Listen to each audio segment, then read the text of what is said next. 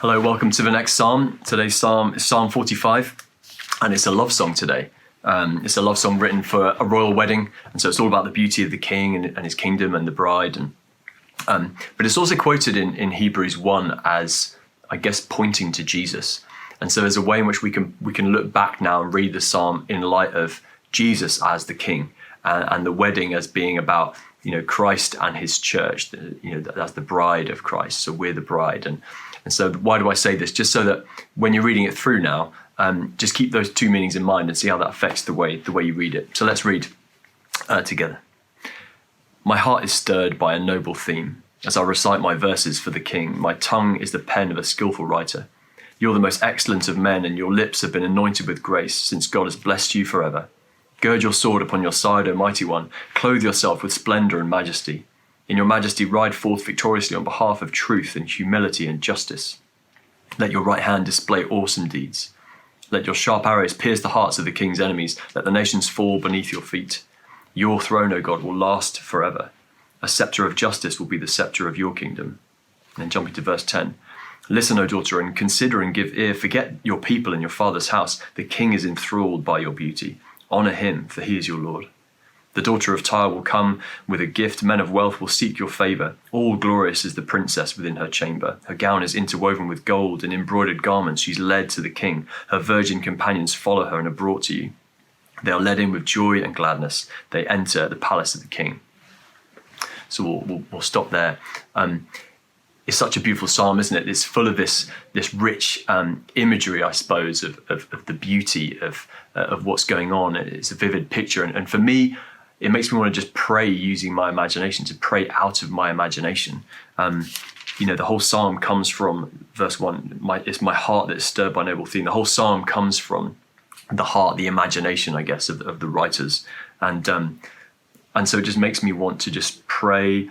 And spend some time in the presence of King Jesus, really, and just contemplate the beauty of who he is, using that sort of external descriptions of beauty to sort of help me engage in the beauty of who he is, his character, his beauty, his righteousness, his humility.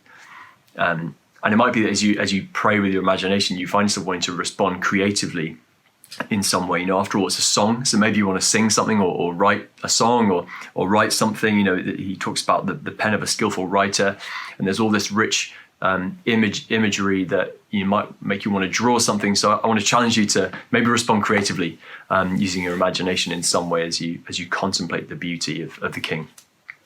But then it moves on from talking about the king to talking about the bride, and I guess it leads me to then want to pray about the response of the church and me to the beauty of our King. Am I prepared to leave behind what I need to leave behind to fully offer myself to the King and my relationship with him? In verse 10 it says, forget your people and your father's house, as in there is some leaving behind to be done in order to offer ourselves fully to him. What are the things that we maybe need to leave behind in order to be able to fully give ourselves to him, not pretending we're anything that we're not. It's not us who makes ourselves beautiful, if you like. It's God who bestows on us honor and all the beauty that we see in this bride. But we come as we are, ready to be transformed in his presence. So that's the second way I want to pray, is just to consider, I guess, examine myself and think, am I offering myself fully to him? What's my response going to be to the beauty of the King? But I also want to pray more along the lines of the original meaning of the psalm, I suppose, just to pray about marriage. Lockdown is an intense time, isn't it, for marriage, and so I want to pray for God's blessing on my marriage, on the marriages of the people I know, and also on people who are single. To pray that they would be blessed by the marriages around them, but also that they would know the blessing of deep intimacy with King Jesus.